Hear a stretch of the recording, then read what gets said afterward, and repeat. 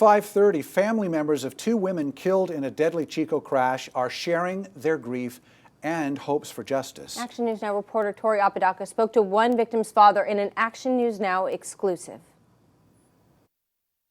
You teach them who to hang out with, how to make the right decisions, and none of that mattered. Jared Tejeda lost his daughter Cassie when a suspected drunk driver hit her car on Sunday evening.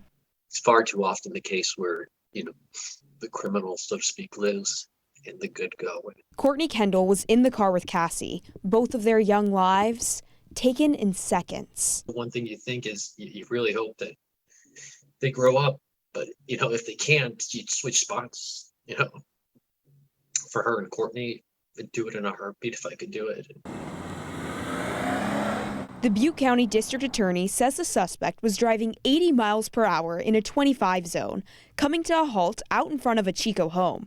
But the girl's car crashed into the garage. They were both so young, and they both wanted a lot from life, and they both wanted to make something of themselves. And just because some idiot doesn't want to make anything of themselves, he takes it from them. You can see skid marks still on the ground at the intersection where it happened. This pole bent from the impact. The man who lives in this house tells me that he was sitting right behind that window when the crash happened. You can see just how close it is to the garage that the car crashed into. It's now boarded up. His side yard now littered with debris, broken glass still visible across the ground. People laying out flowers, showing loving support for both Cassie and Courtney. There'll be a day my phone stops ringing and the texts stop coming and the visits stop. But mine pain and everybody else's pain is still there, so. The father is still asking for justice for these two girls. If it saves one more person, at least there's a little light that comes from it. In Chico, Tori Apodaca, Action News Now. Coverage you can count on. Police arrested suspected driver Matthew Moen Monday for gross vehicular manslaughter while intoxicated.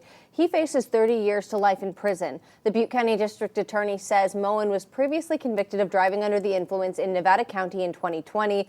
Plus, Ramsey says he was convicted of DUI in Oregon in 2016 and failed to appear for a hearing there.